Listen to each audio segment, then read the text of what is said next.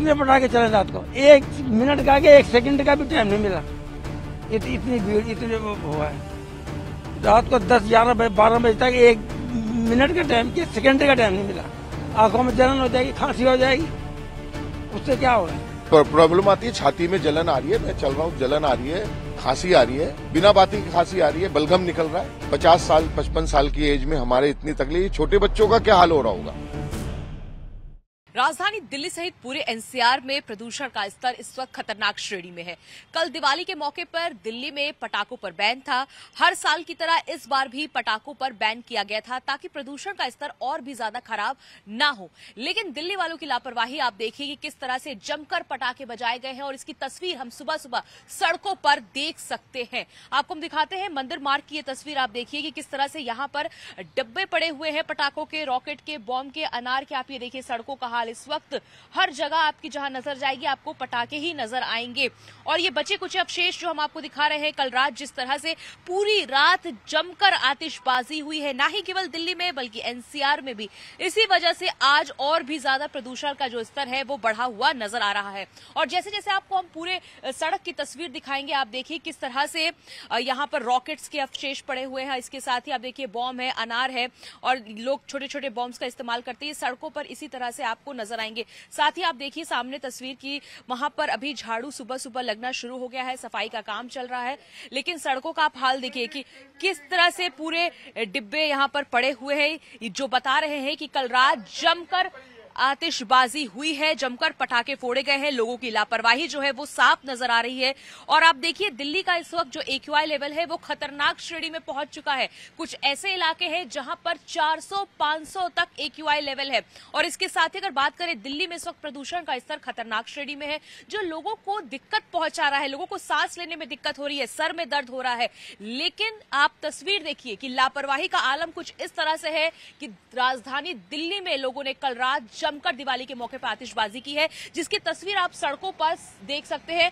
ना ही केवल अगर हम दिल्ली के इस इलाके की बात करें, लेकिन तमाम इलाके हो, चाहे लक्ष्मी नगर हो, करोल बाग हो, हर जगह इसी तरह से आतिशबाजी की तस्वीरें, पटाखों की तस्वीरें आपको देखने को मिलेंगी। और राजधानी दिल्ली में इसीलिए पॉल्यूशन का स्तर बढ़ता ही जा रहा है। आने वाले समय में छठ है, और इसी तरह से लोग और ज्यादा पटाखों का इस्तेमाल करेंगे तो दिल्ली में सांस लेना मुश्किल हो जाएगा और ये स्थिति और भी ज्यादा खराब हो सकती है। कहना क्या है, गवर्नमेंट करती है सब। आर्टिफिशियल बारिश करवानी चाहिए इनको, क्यों नहीं करवाते? केंद्र सरकार वाले कहते हैं उन पर रोक लगाते, दिल्ली सरकार उन पर रोक लगाती है। आरोप लगाना बहुत आसान है, मैं कह दूं आप चोर हो, मैं चोर हूं, मगर उसकी समस्या क्या है? आर्टिफिशियल बारिश करवाओ, क्यों नहीं करवाते? आर्टिफिशियल बारिश खर्च क्या होता है? हेलीकॉप्टर से बारिश कराओ। रमेश जी, क्या क्या मतलब प्रदूषण की क्या क्या समस्या आती है? और समस्या क्या? समस्या अब यहाँ आके ठीक हो रही है, जो सांस की प्रॉब्लम हो जाएगी उम्र के हिसाब से, आंखों में जलन हो जाएगी, खांसी हो जाएगी, उससे क्या होगा? दिल्ली गवर्नमेंट को सोचना चाहिए। अभी पोल्यूशन के लिए क्या हुआ, 278 आदमियों की टीम लगाई है, क्या हुआ? कितने पटाखे चले रात को, 1 मिनट का के 1 सेकंड का भी टाइम नहीं मिला। इतनी भीड़, इतने वो हुआ है। रात को 10, 11, 12 बजे तक 1 मिनट का टाइम, 1 सेकंड का टाइम नहीं मिला। अब क्या किया जाए, आप बताओ क्या करें? इसको बताओ जरा, इधर आ, एक मिनट इधर आ तो सही। मेरा नाम मनीष है।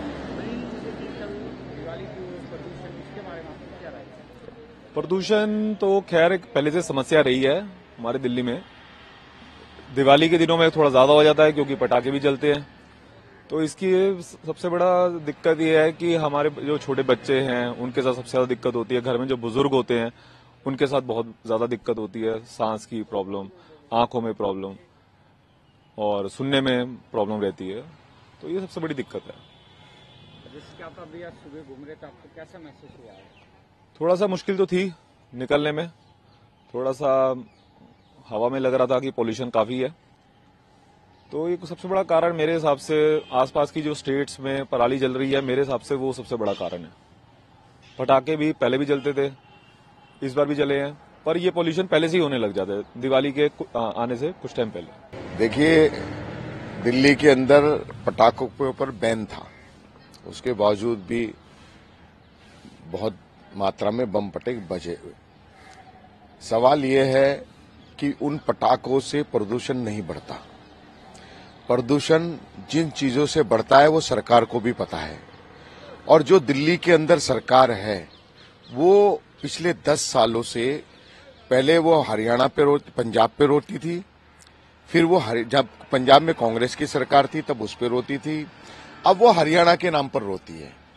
ये फरारी जल रही है, फैक्ट्रियां, अनऑथराइज फैक्ट्रियां चल रही है, ये उसका धुआं है।